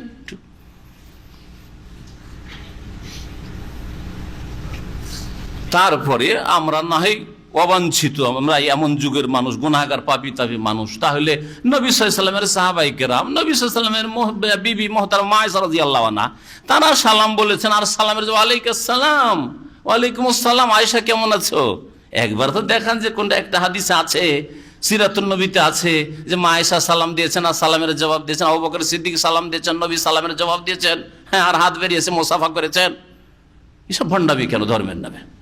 আর এর নাম হচ্ছে তবলিগ করা আর বিশ্ব ইজতেমা? কখনো না, ভুল পথ, সতর্ক সাবধান হয়ে যান। আল্লাহ পাক রব্বুল আলামিন ইরশাদ করেছেন, আফালা ইয়ারাউনা, তারা কি চিন্তা করে দেখে না, আল্লাহ ইয়ারজু ইলাইহিম কওলা, এই বাছুর যদি তাদের এলাই হবে, আল্লাহ হবে, তো তাদের কথার উত্তর কেন দিতে পারে না? তাদের কথা ফিরাতে পারে, মানে কথার উত্তর কেন দিতে পারে না? ওয়ালা ইয়ামলিকু লাহুম দাররান ওয়ালা নাফা, না তাদের ক্ষতির মালিক আর না তাদের লাভের মালিক, না ক্ষতি সাধন করতে পারে না তাদেরকে লাভবান করতে পারে। এর দ্বারা কি হইতে পারে? এই গোবৎস দ্বারা। ওয়ালাকাদ ক্বালা লাহুম হারুন মিন ক্বাবলু, এর পূর্বে তাদেরকে হারুন বলেছিল। গোমরা হয়ে গেল যখন ওই বাছুরের অবয়ব হইল, তখন পূজা শুরু করলো। পূজা যখন শুরু করে দিল, হারুন আলাইহিস সালাম যথাসাধ্য আপ্রাণ চেষ্টা করলেন এদেরকে রক্ষা করার, শিরক থেকে মানলো না মোটে। তাদেরকে হারুন আলাইহিস সালাম এর পূর্বে বলেছেন, ইয়া কওমি, হে আমার সম্প্রদায়, ইন্নামা ফুতিনতুম বিহি, তোমরা কিন্তু এই বাছুর নিয়ে বড়ই ফিতনায় পড়ে গেছো, পরীক্ষায় পড়ে গেছো। আল্লাহু আকবার, বড়ই পরীক্ষায় পড়ে গেছো তোমরা। ওয়া ইন্না রাব্বাকুমুর রহমান, আর নিঃসন্দেহে তোমাদের রব প্রতিপালক হচ্ছেন দয়াবান আল্লাহ, যিনি আরশের মালিক, এই বাছুর নয়, এই গোবৎস নয়। ফাত্তাবিউনি, সুতরাং আমার অনুসরণ করো, ওয়া আতিউ আমরি, আর আমার কথা মানো, আমার আনুগত্য করো, আমার নির্দেশের আনুগত্য করো, মানে আমার কথা মানো। দেখো যা বলছি শোনো আমার কথা, আমি নবী, আমি মুসার ভাই, তোমাদেরকে আমি গোমরাহ করব না। সামেরি গোমরাহ করছে তোমাদের, কি খবরদার শোনো, মানবে না এরা। কি বললো উত্তরে শোনেন, হারুন আলাইহিস সালাম উত্তরে, কালু, তারা বললেন, নাবরাহা আলাইহি আকিফিনা হাত্তা ইয়ারজা ইলাইনা মূসা, এই গোবৎস পূজায় আমরা অটল থাকবো। আকিফিন, লান্নাবরাহা মানে একেবারে অটল থাকবো, অবিচল থাকবো, ছাড়বো না। হাত্তা ইয়ারজা ইলাইনা মূসা, যতক্ষণ পর্যন্ত মূসা না ফিরে আসেন। ঠিক আছে, যদি ছাড়তে হয় মূসা আলাইহিস সালাম ফিরে আসুক, তারপরে ছাড়ার ব্যাপার চিন্তা করবো, কিন্তু যে যা শুরু করেছে এটাই ঠিক মনে করি, সুতরাং ছাড়বো না তোমার কথায়। ক্বালা ইয়া হারুন মা মানাকা ইয রাআইতাহুম দাল্লু, জাতিকে জিজ্ঞাসা করা হলো, মূসা আলাইহিস সালামের রাগ বরদাস্ত হচ্ছে না, হাইরে জাতির এত তাড়াতাড়ি শিরক কুফরি শুরু করে দিলে। ওরা যা উত্তর দিল, ঘটনা বলল, শুনলেন। তারপরে হারুনকে বলছেন, হারুন, তোমাকে কি কাজে রেখে গেছিলাম, তুমি কি করেছো? দায়িত্বহীনতা। তার ধারণা যে হারুন আমার ভাই যদি ঠিকভাবে দায়িত্ব পালন করত, তাহলে এইরকম অবস্থা সৃষ্টি হতো না। কি করে হারুনের সামনে এরা এই গোবৎসের পূজা শুরু করতে পারে? তিনি কল্পনা করতে পারেননি যে হারুনের কথা মোটেই তারা মানতে রাজি না, বরং হারুনকে মেরে দেবে। যেমন সূরাতুল আরাফে আল্লাহ পাক রব্বুল অন্য ভঙ্গিমায় বলেছেন যে হারুন আলাইহিস সালাম জবাবে কি বলেছিলেন যে ইন্নাল কওমা ইস্তাযআফুনি ওয়া কাদু ইয়াকতুলুনানি ফালা তুশমিত বিয়াল আদা ওয়ালা তাজআলনি মাল কওমিজ জালিমিন।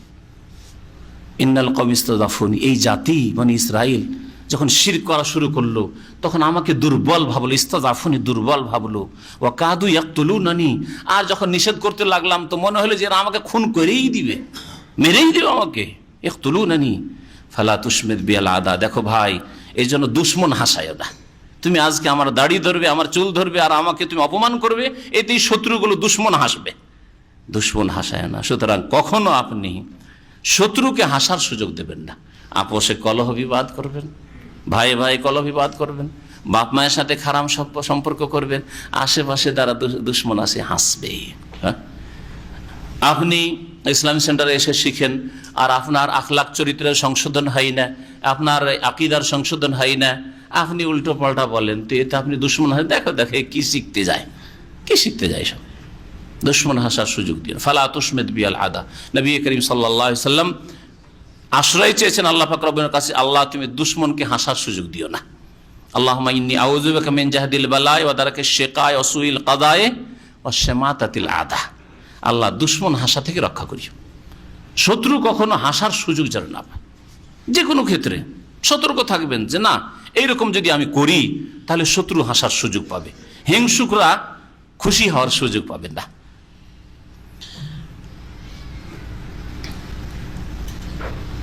হারুনকে আলাইহিস সালাম জিজ্ঞেস করলেন, মুসা আলাইহিস সালাম কালা বললেন, ইয়া হারুন, হে হারুন, মা মানাআকা ইয রাআইতাহুম দাল্লু, যখন দেখলে যে এরা পথভ্রষ্ট হয়ে গেল, গোমরাহ হয়ে গেল, তখন কোন জিনিসটা তোমাকে বাধা দিয়েছিল কি করতে?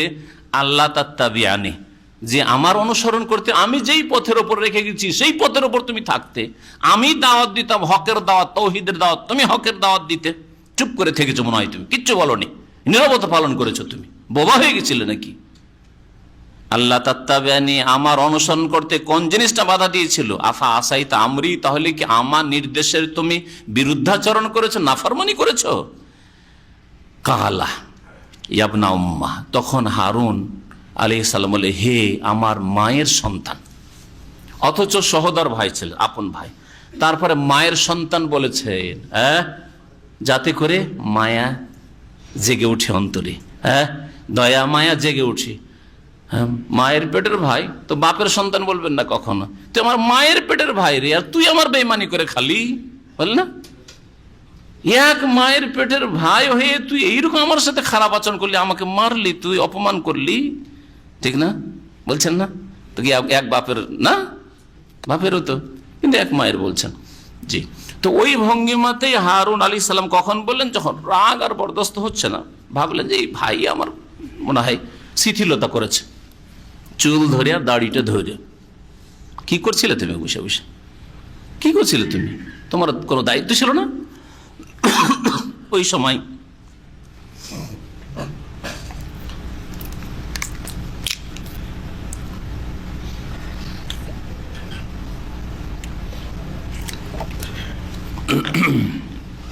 সময় খুব তাড়াতাড়ি পার হয়ে যাচ্ছে মনে হচ্ছে, তাই না?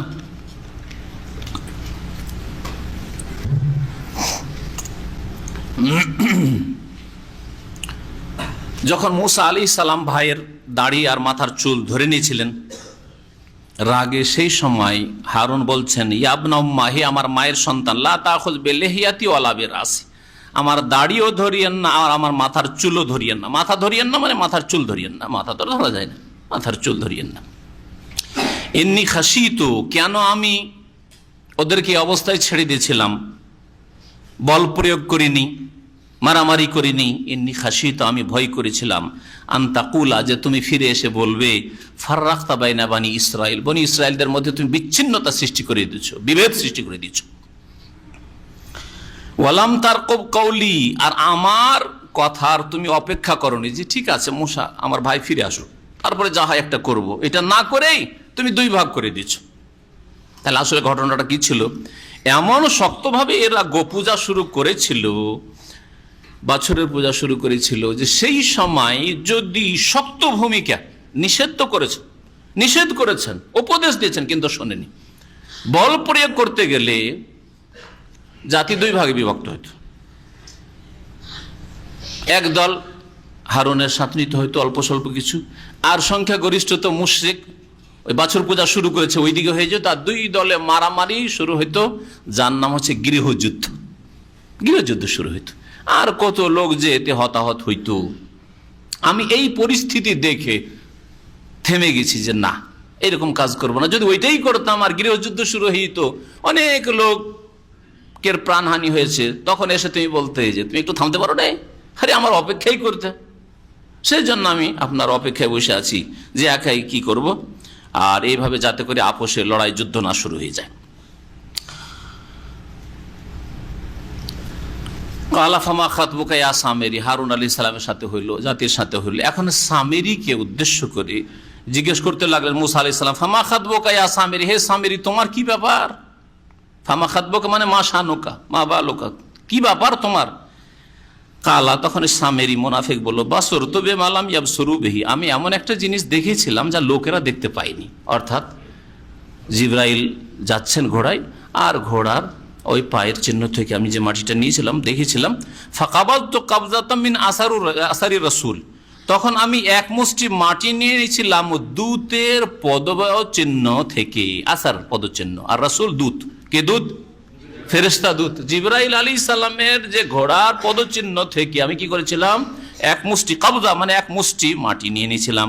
ফানাবাজতুহা, আর সেই মাটিটাকে আমি সেই অলংকারগুলি যে জ্বলছে ওই গর্তে নিক্ষেপ করেছিলাম। ওয়া কাযালিকা সাওয়ালাত লিনাফসি, এটাই আমার মনে জেগেছিল, আমার মনে এই মন্ত্রণাই জেগেছিল যে এটাই করি আমি। কালা, তখন মুসা আলাইহিস সালাম বদদুয়া দিলেন।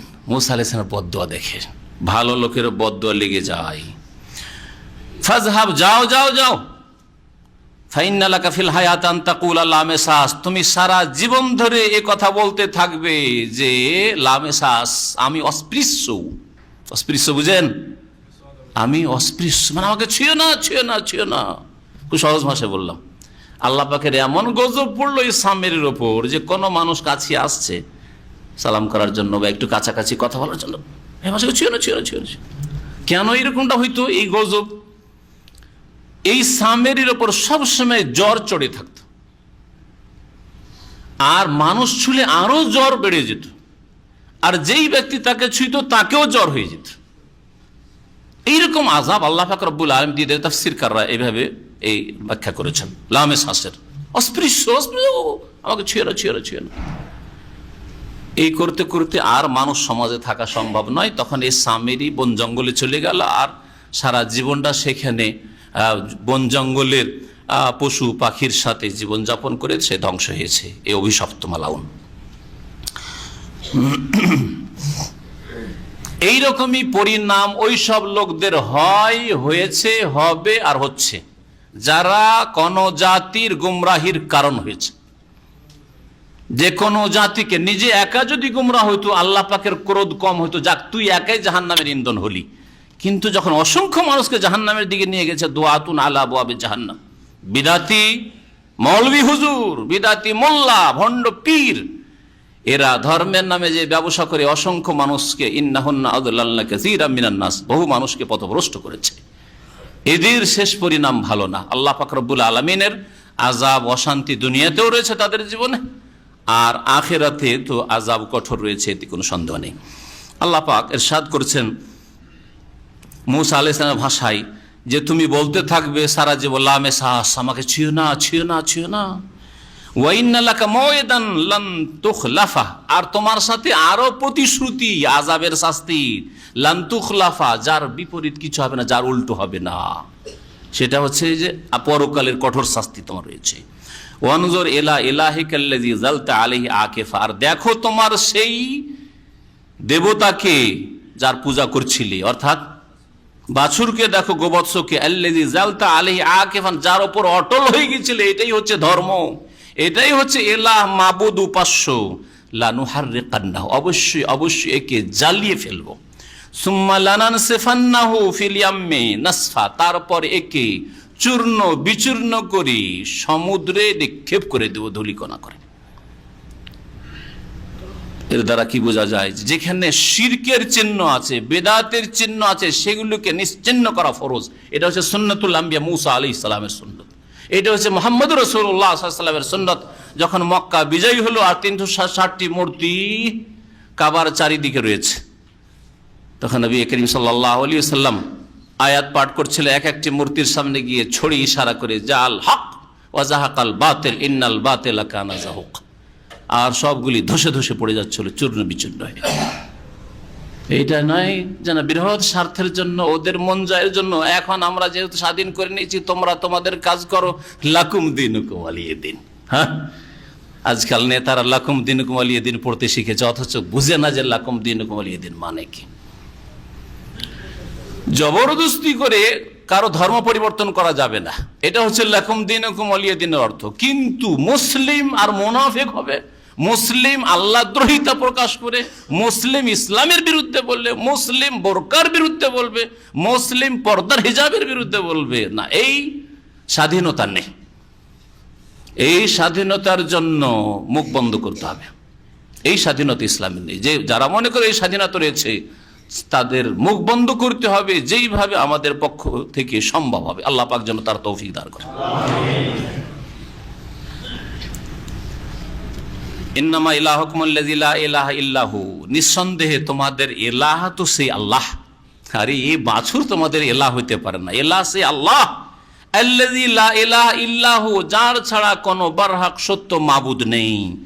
ওয়াসিআ কুল্লা শাইইন ইলমা, ওয়াসিআ কুল্লা শাইইন ইলমা, যিনি জ্ঞানের দিক থেকে সমস্ত কিছুকে পরিব্যাপ্ত, যার ইলম সব কিছুকে পরিব্যাপ্ত শামিল, যার জ্ঞানের বিরুদ্ধে আড়ে কোনো কিছুই যেতে পারে না। যে আল্লাহ জানলেন না, আল্লাহ টের পেলেন না, আল্লাহ ধরতে পারলেন না, আল্লাহ পাক সন্ধান পাচ্ছেন না, এমন না। ওয়াসিআ কুল্লা শাইইন ইলমা, এই ঈমান, এই ইয়াকিন থাকে যদি আপনার মজবুত, তাহলে আপনার দ্বারা কি পাপ হবে?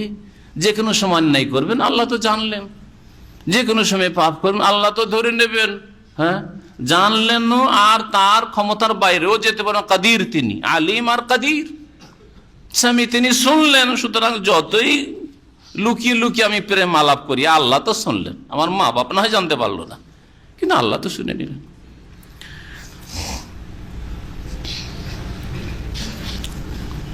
কাযালিকা নাকুসসু আলাইকা মিন আনবাই মা কাদ সাবাক, আল্লাহ পাক ইরশাদ করেছেন, এইভাবে হে নবী মুহাম্মদ সাল্লাল্লাহু আলাইহি সাল্লাম, তোমার সামনে আমি কাহিনী বর্ণনা করে থাকি। নাকুসসু আলাইকা, তোমার সামনে আমি কাহিনী বর্ণনা করে থাকি। যেমন মুসা আলাইহিস সালামের কাহিনী বর্ণনা করলেন, ইব্রাহিম আলাইহিস সালামের, আর আদম আলাইহিস সালামের ও কাহিনী বর্ণনা করে থাকি, কিসসা বর্ণনা করে থাকি। মিন আনবাই মা কাদ সাবাক, ওই সব ঘটনাবলী থেকে যেগুলি অতীতে হয়ে গেছে, ঘটে গেছে।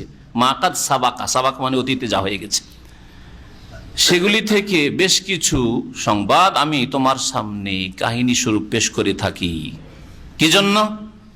কাহিনী শোনাবার জন্য না, বরং উপদেশের জন্য। এই জন্য কোরআনে কারিমে একসাথে গ্যাদারিং করে পুরো ঘটনা এ টু জেড বর্ণনা করা হয়নি। ঘটনার একটা দিক, এতে উপদেশগুলি আছে, নেন। আবার এই ঘটনা আর এক জায়গাতে অন্য ভঙ্গিমায় পেশ করা হচ্ছে, কথা ওইগুলি, কিন্তু ভাষার পার্থক্যের সাথে উপদেশ, অন্য রকমের উপদেশ তাতে রয়েছে।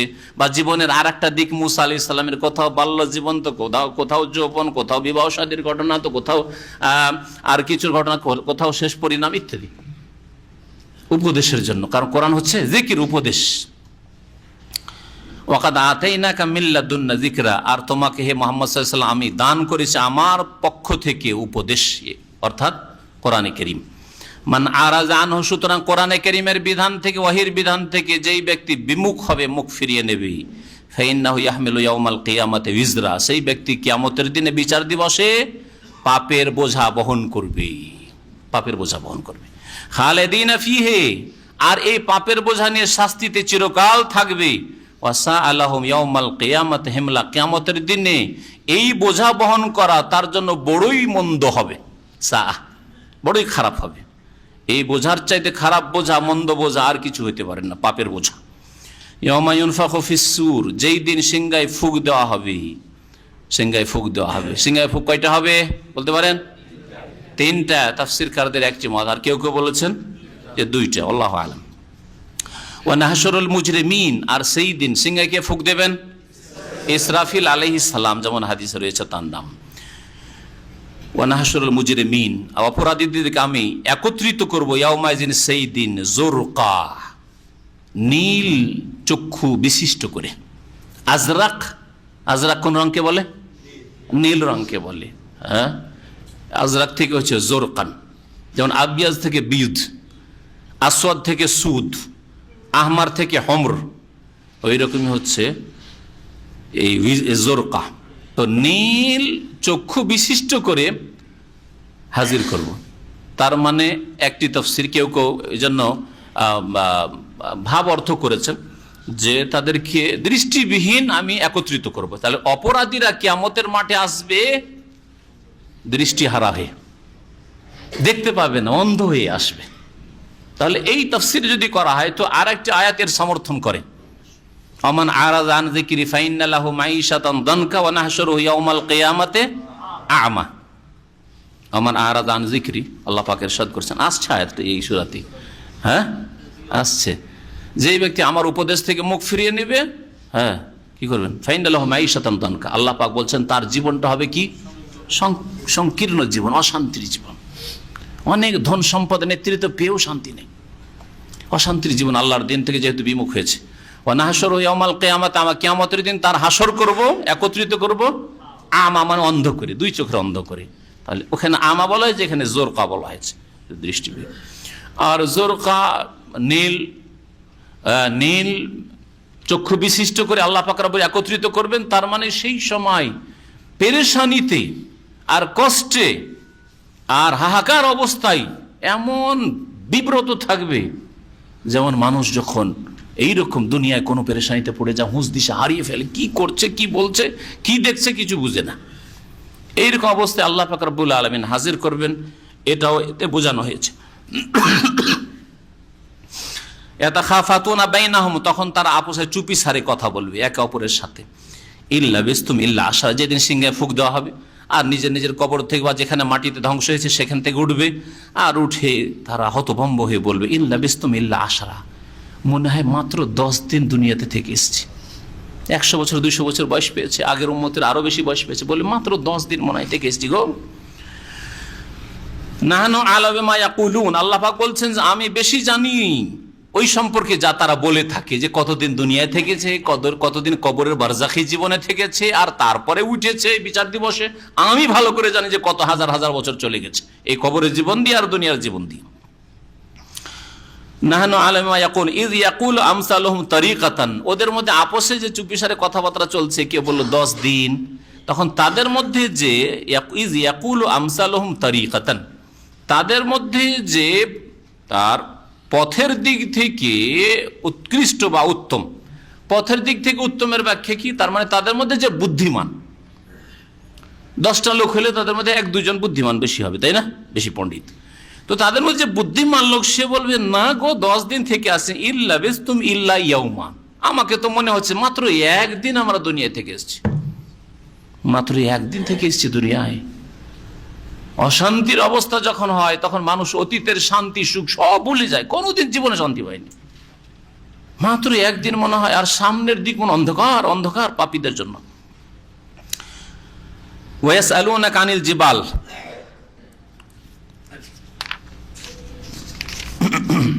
আজকে কিছু প্রশ্নের উত্তর দিতে চেয়েছি, সুতরাং এখানেই তাফসীর শেষ করছি। আল্লাহ পাক রব্বুল আলামিন যেন আমাদের গুনাহ খাতা মাফ করে দেন, কোরআন বোঝার তৌফিক দান করেন, কোরআনী জীবন গড়ার জন্য তৌফিক দান করেন। সাল্লাল্লাহু আলা নবিয়িনা মুহাম্মদ ওয়া আলা আলিহি ওয়া সাহবিহি আজমাইন। গত সপ্তাহের প্রশ্নের প্রথম প্রশ্ন আমার সামনে যেটা আছে, এক ভাই জিজ্ঞেস করেছেন যে আমাদের দেশে ইসলাম নিয়ে মহিলা ও পুরুষ মিছিল করে, তাদেরকে পুলিশ মারে, এতে কেউ মারা গেলে কি তারা শহীদ হবে? মাশাআল্লাহ, শহীদ অত সহজ। প্রথম কথা, মহিলাদের এইরকম রাস্তাঘাটে বেরিয়ে মিছিল করা জায়েজ নয়, এটা শিখিয়েছে ইহুদি নাসারারা, পশ্চিমারা শিখিয়েছে, ইসলামিক সভ্যতায় এর কোনো প্রমাণ নেই। সুতরাং এটি ইহুদি নাসারাদের তৈরি করা বিদআত, যা মুসলিমরা করছে, গুমরাহি। আর পুরুষরা যদি হক কথা পৌঁছাতে হয় তো শরীয়ত সম্মত পদ্ধতিতে হক কথা, ভালো কথা, ইসলামের কথা নেতাদের কাছে পৌঁছাবে, অবশ্যই পৌঁছাবে, যতটুকু তাদের অনুমতি দেশের আইন দেয় এবং শরীয়তে যতটা ছাড় দেয় ওইভাবে। আর এই নয় যে যেহেতু সরকারের প্রতিবাদ করতে হবে বা কোনো একটা দলের প্রতিবাদ করতে হবে, বিক্ষোভ করতে হবে, সুতরাং 10টা-20টা গাড়ি জ্বালাতে হবে, আগুন লাগাতে হবে, বাড়িঘর ভাঙচুর করতে হবে, স্টেশন বা বাস স্ট্যান্ড ভাঙচুর করতে হবে, সরকারি ভবন ভাঙতে হবে, এগুলি সব গুমরাহি। জি, এগুলির কিয়ামতের দিন জবাব দিতে হবে। আর দেশের প্রত্যেকটি নাগরিক এগুলিতে কিয়ামতের দিন কিন্তু সরকারের শুধু হক না, দেশের প্রত্যেকটা লোকের, হ্যাঁ, এত কোটি মানুষের সবার হক নষ্ট করেছেন। হ্যাঁ, এই স্টেশনে, এই আপনার সরকারি ভবনে আপনার নাগরিক হিসেবে আপনারও ভাগ আছে, কিয়ামতের দিন আপনিও দাবিদারের। এই ভাঙার অধিকার কে দিল আপনাকে? এইরকমই সরকারি ট্রেন, বাস, এগুলোতে সবার অধিকার আছে। সুতরাং সবার হক সেই দিন কিয়ামতের দিন নেকি থেকে পেমেন্ট করতে হবে। আর যারা ধর্মের নাম, ইসলামের নামে আবার মিছিল করে করছে, তারা তো আরো এক বড় গুমরা। এক তো দুনিয়াদার পেটুকরা করছে পেটের জন্য, কিন্তু ইসলামের নামে যারা করছে, ইসলামের অপব্যাখ্যা করে ভেঙে খাচ্ছে, এরা আরো গুমরা। এক ভাই জিজ্ঞেস করেছেন, পুরুষের মুখমণ্ডল দেখে কোরআন ও হাদিস শোনা ঠিক হবে কি? মনে হয় কোনো মহিলা জিজ্ঞেস করতে, এখানে তো মহিলা আসেনি। আর প্রশ্নগুলি সবগুলি গত সপ্তাহে তারিখ দিয়ে রেখেছিলাম। যাই হোক, হয়তো জিজ্ঞেস করেছে যে আমার স্ত্রী বা আমার মা বোনরা কোনো পুরুষ লোকের দিকে দেখে আলোচনা শুনতে পারবে কিনা। মহিলারা পুরুষের দিকে তাকাতে পারে সৎ নিয়তে, অসৎ নিয়তে নয়। মহিলারা পুরুষের দিকে তাকাতে পারে সাধারণভাবে তাকানো বা সৎ নিয়তে, যে আমি ওর কাছ থেকে কথাটা শুনবো, বুঝবো, হ্যাঁ, যেমন বক্তব্য শোনা, সরাসরিও তাকাতে পারে। আর আপনার টিভির পর্দাতেও ইসলামিক আলোচনা হচ্ছে, সুতরাং মহিলারা তাকাতে পারে, গঠনমূলক কোনো শিক্ষা হচ্ছে, পুরুষ শিখাচ্ছে, শিখতে পারে। যেমন সৌদি আরবের ইউনিভার্সিটিগুলিতে পুরুষ প্রফেসররা মহিলাদেরকে, যে মহিলা ইউনিভার্সিটি আছে, কলেজ আছে বিভিন্ন শহরে, যেমন দামামা আছে, এখানে ওই টিভিতে পড়ানো হয়, টিভির পর্দাতে। জায়েজ আছে গঠনমূলক শিক্ষার ক্ষেত্রে, বরং নেকির কাজ এটা, গঠনমূলক কাজ। যে মহিলারা যদি পুরুষের দিকে তাকায় তাহলে শুধু জায়েজ নয়, নেকির কাজ, কারণ নেক উদ্দেশ্যে, ভালো উদ্দেশ্যে তাকাচ্ছে। এমনি রাস্তাঘাটে চলতে গিয়েও মহিলার যে পুরুষের উপর নজর পড়ছে, কারণ পুরুষের তো চেহারা ঢাকা নেই মহিলার মতো, বোরখা পরে আছে, দুই চোখ দিয়ে অনেক পুরুষদেরকে দেখছে, জায়েজ, কোনো অসুবিধা নেই। এর বিপরীতটা কোন পুরুষের জন্য যদি বলে যে আমি ভালো নিয়তে মা বোন খালা বলেই দেখছি, তবুও জায়েজ নাই, কারণ মহিলাদের চেহারা আওরাত, ঢেকে রাখার বস্তু, আর ওতে ফিতনা আছে। জি, অসৎ নিয়তে যদি কোনো মহিলা তাকায়, মহিলা তাকাচ্ছে, কিন্তু এদের মধ্যে দেখছে একটা যুবক, কালো লোকটার দিকে তাকাবে, যুবক মাশাআল্লাহ স্মার্ট, টাইটুই লাগিয়ে আছে, হ্যাঁ, আর একবারে দেখতে সুন্দর হয়ে আছে, আর টল ফিগার, হয়তো বিবাহিতা নয় মহিলা, তখন ওর দিকে বারবার করে তাকাচ্ছে, ওর দিকে তাকাচ্ছে। হ্যাঁ, এই তাকানো হারাম, ওর দিকে তাকানো হারাম, বুঝতে পারছেন? অসৎ নিয়তে তাকানো মহিলার পুরুষের দিকে হারাম। ইসলামিক সেন্টারে কোরআন হাদিসের প্রচার করছেন, আর কেউ সহযোগিতা করছে, মুসলিম বিদাতি নয়, যদি অমুসলিমও সহযোগিতা করে নেওয়া যাবে। দিনের খেদমতের জন্য অমুসলিমও যদি দান করে তবুও নেওয়া যাবে। নবী সাল্লাল্লাহু আলাইহি ওয়াসাল্লাম বলেছে, ইন্নাল্লাহ লা ইউআইয়িদু হাযাদ দ্বীন বিররাজুলিল ফাজির। আল্লাহ পাক রব্বুল আলামিন কখনো কখনো দিনকে শক্তিশালী করেন পাপিষ্ট গুনাহগারকে দিয়ে, সুতরাং নেওয়া যাবে। তবে মসজিদের ক্ষেত্রে, মসজিদের দানের ক্ষেত্রে অমুসলিমদের কাছ থেকে নেবেন না। মুসলিমরা নিজের পয়সা দিয়ে, চাঁদা দিয়ে, যাকাত দিয়ে, ফিতরা দিয়ে নয়, মসজিদ তৈরি করতে হবে নিজের ক্যাশের পয়সা দান দিয়ে। জাদু দেখা, জাদুর তামাশা দেখা শরীয়তে যদি চিন্তা করা হয় তাহলে আসলে জায়েজ নয়, কারণ এগুলি দেখা সময় নষ্ট করা, আর কমপক্ষে সময় নষ্ট করা, এছাড়া অন্য কোনো ফিতনা হইতে পারে, ওতে ফিতনা হইতে পারে, কিন্তু কমের পক্ষে সময় নষ্ট করা, আল্লাহ পাকের জিকির আজকার থেকে, নেকির কাজ থেকে, ভালো কাজ থেকে নিজেকে দূরে রাখা। কারণ ঘন্টার ঘন্টা হয়তো জাদুর তামাশা দেখতে আছেন, দাঁড়িয়ে ক্লান্ত হন না, কিন্তু 5 মিনিট দাঁড়িয়ে ইসলামিক বক্তব্য শুনতে হলে শুনবেন না, টান দেবেন, বসে বসে আরামে, তারপরেও পেশাব 2-4 বার পেশাব পায়খানা হয়ে গেছে, যাওয়া আসা আনাকুম জানাকুম লেগে আছে, তাই না? ইসলামের মজলিস থেকে। আমার ছোট চাচা ইন্তেকাল করেছেন, তার জন্য দোয়া আমরা করছি। এইরকম যেসব ভাইরা দোয়ার লিখেছেন সবগুলির জন্য দোয়া করি। আল্লাহ পাক রব্বুল আলামিন যেন রুহের মাগফিরাত করেন, গুনাহ খাতা মাফ করে দেন। আল্লাহ পাক সকলকে যেন জান্নাতুল ফিরদাউস দান করেন। যেসব ভাই বোনদের বালা মুসিবত আছে, আল্লাহ পাক বালা মুসিবত যেন দূর করেন। আল্লাহ পাক যেন আমাদেরকে সুস্থ রাখেন, সুস্থতা দান করেন। যারা নিয়মিত নামাজ পড়ে না, মাঝে মাঝে পড়ে বা পড়ে না, পড়লেও ঘরে পড়ে, হেফাজত করা, তারা কি আরে কাফের মুসলিমের ফতোয়াবাজি না করে নিজে আমল করেন। হ্যাঁ, নামাজের গুরুত্বের উপর আমাদের যে বক্তব্যগুলি আছে শুনে নেবেন। জি, নামাজ যারা কায়েম করে পড়ে না তারা বেনামাজি, আধা নামাজি বেনামাজি। 4 ওয়াক্ত পড়ে, ফজর পড়ে না, যেমন আজকে এক ভাই বলছে, আর সেও আবার তাহাজ্জুদ পড়ে এসছে।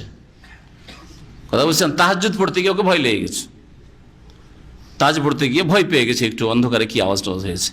ফজর পড়েন, আর আমি এইভাবে মানুষের রোগ ধরি, ফজরটা পড়েন, পড়ি তবে একটু কাজা হয়ে যায়। কয়টার সময় পড়েন? বলছে সকাল 8টার সময়। নিয়মিত সকাল 8টায় ফজর পড়ে আর মাশাআল্লাহ তাহাজ্জুদ। আমি তো একটা উদাহরণ দিলাম। এর উদাহরণ হলো যে বাপ মাকে খেতে দেন না আর বন্ধু নিয়ে পার্টি করেন। বুঝতে পেরেছেন? আসল ডিউটি কফিলের 8 ঘন্টা করেন আর ওভার টাইমের জন্য লাইন লাগিয়ে বসে আছেন, আমাকে ওভার টাইম দিতে হবে, আরো 2 ঘন্টা কাজ করবো। হ্যাঁ, তো এইরকম হবে না। 5 ওয়াক্ত ফরজ নামাজ পড়ে দিলে আল্লাহ মাফ করে দেবেন ইনশাআল্লাহ। এক ব্যক্তি প্রতি বছর কুরবানি দিত, এই বছর কুরবানি না দিয়ে এই টাকা দিয়ে গরিব এক ব্যক্তিকে চিকিৎসা করাবেন, তার কুরবানি জায়েজ হবে কিনা? না, কুরবানিকে আপনি চিকিৎসায় রূপান্তরিত করবেন যে কুরবানি না দিয়ে এবার আমি চিকিৎসা করাবো, না, ঠিক নয়, এটা ঠিক নয়। আপনি কুরবানি দেন আর চিকিৎসার জন্য কিছু পয়সা আপনি আরো দেন, আরো দান করেন। প্রয়োজন হয়েছে এই সময় মুমিন ভাইয়ের সাহায্য সহযোগিতা করার, আপনি করেন। তবে যদি আপনার ওপর কারো চিকিৎসা ফরজ থাকে, পার্থক্য হচ্ছে যে একটা কোনো মুসলিম অসুস্থ আর একটা হচ্ছে আপনার বাপ অসুস্থ, মা অসুস্থ, আপনার স্ত্রী ছেলে মেয়ে অসুস্থ, তাহলে আগে, বা আপনার খালা অসুস্থ পারছেন, আপনার ফুফু অসুস্থ, চাচা অসুস্থ আর পারছে না, তাহলে এদের খরচ কিন্তু আপনার ফরজ চিকিৎসা। সেই জন্য আগে চাচার চিকিৎসা করান, খালার চিকিৎসা করেন, কুরবানি না দিতে পারলে অসুবিধা নেই। কিন্তু একজন মুসলিম ভাই সবাই মিলে দান করবে, আপনি কুরবানি কি অফ করে দিয়ে কুরবানি দেব না আর চিকিৎসা করবেন, এটা ঠিক নাই। সঠিক ইসলাম পাওয়ার পরে বা জানার পরে কি বিদাতি কাজের জন্য সাহায্য সহযোগিতা করা যাবে? বেদাতের কাজে সাহায্য করা জায়েজ নয়। একেবারে নিরুপায় যদি হয়ে যান যে আপনার জান মেরে দিবে, প্রাণ থেকে শেষ করে দিবে, তাহলে তখন হারাম কাজ করা জায়েজ রয়েছে। আর এই রকম পরিস্থিতি আশা করি কারণ নেই। খুব বেশি তো হয়তো আপনাকে খানিকটা পিড়াপিড়ি করছে, না আমাদের মিলাদের চাঁদা দিতে হবে, পূজার চাঁদা দিতে হবে, না আমাদের মাজারের চাঁদা দিতে হবে, হ্যাঁ, এর বেশি কিছু নাই। আপনি চক্ষু লজ্জায়, আপনি চক্ষু লজ্জায়, এই চক্ষু লজ্জা করবেন বিদাতীদের, এটা হারাম। সুতরাং বিদাতের কাজে সাহায্য করা জায়েজ নয়। তাবলীগ জামাতকে যদি বলি ভাই আপনাদের ফাজাইল আমলে বইতে ভুল আছে, ভুল নাই, শিরক বিদাত আছে। ভুল হালকা কথা হইল, ভুল তো প্রত্যেক মানুষের আছে, কোরআন হাদিস ছাড়া সবকিছুতেই ভুল আছে। হ্যাঁ, শিরক বিদাত আছে। বলে আগের বইতে যে ভুল ছিল তা পরিবর্তন করা হয়েছে, তাদের এইগুলো সত্য কি? তো যদি পরিবর্তন করা হয়েছে তো ফাজাইল আমল বাদ দিয়ে কোরআনের তাফসীর ধরে নেন, আল্লাহর রাস্তায় ভালো করেই পরিবর্তন করেন। আর ওই ফাজাইল বাদ দিয়ে রসুলের হাদিস, বুখারী, মুসলিম, আবু দাউদ আছে, এগুলোর দর্শ দেন, এগুলোর দর্শ দেন আল্লাহর রাস্তায়। তারপরে দর্শ দিতে গিয়ে ওই টাইম টেবিল বেঁধে দিয়েন না যে 3 দিন ইবাদত, 3 দিনে 2.5 দিন করা যাবে না, 40 দিন ইবাদত 39 করা যাবে না। মুসা আলাইহিস সালাম ধর্ম থেকে নিবে 40 দিন, মুসা আলাইহিস সালাম গেছেন, ওই জন্য এরা চিল্লা যাবে, বুঝছেন না? এইটা হলো দলিল ওদের। নবী সাল্লাল্লাহু আলাইহি ওয়াসাল্লামের ধর্ম নিবে না, আবার মুসা আলাইহিস সালাম ধর্ম নিবে। তো এইটা নয়, চিল্লা বাদ দেন। 3 মাসে বেরোতে হবে, সময় লাগান, সময় লাগান না, নিজের গ্রামে সময় লাগান। প্রতিদিন 1 ঘন্টা, 2 ঘন্টা, 6 ঘন্টা, 8 ঘন্টা লাগিয়ে দেন, নিজের গ্রামকে করেন। কিন্তু এইভাবে চলে যাবেন বিবি বাচ্চা ছেড়ে, হ্যাঁ, দেশে দেশে ফিরে বেড়াবেন। তারপরে যারা তাবলীগ করে পৌঁছাবে তাদেরকে তো ইসলাম জানতে হবে। অধিকাংশ মূর্খ, এদের আমির 2-1 ছাড়া বাকিগুলো সব মূর্খ, কিছুই জানে না, বলছে শিখতে যাচ্ছে। আর শিখতে যাচ্ছেন তো তাবলীগ যে বলছেন, তাবলীগ মানে প্রচার করা, কাউকে দিতে যাচ্ছেন, আপনি তো নিতে যাচ্ছেন। নিতে যাবে তো আসেন, আলহামদুলিল্লাহ আমাদের কাছে আসেন, এখানে শিখেন, আমরা শিখাচ্ছি। এইরকম মাদ্রাসায় বসেন, গিয়ে শিখেন। বুড়োদের মাদ্রাসা তৈরি করেন, সৌদি আরবে বুড়ো বুড়িদের মাদ্রাসা স্কুল আছে, ওইরকম মাদ্রাসা তৈরি করেন, শিখেন।